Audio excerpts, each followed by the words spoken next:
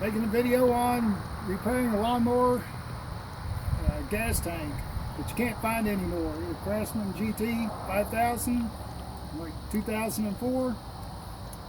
Can't find a gas tank. You buy an old lawnmower for a lot of money, the same gas tank that doesn't run. Gas tanks are no good. Plastic gets old and breaks. So I made my own here. Just took some angle iron and some flat stock and put that together, welded it on, a couple of brackets. It'll hold me, no problem. Good and stout. A friend of mine gave me a gas tank out of a boat. There it is, made to fit. It's got to run a new fuel line from there over. Should be good to go. Quick, simple, easy, and cheap. Keep your lawnmower on the road, because there's nothing wrong with my mower.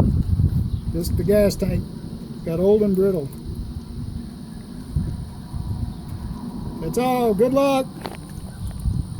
All right, that's it.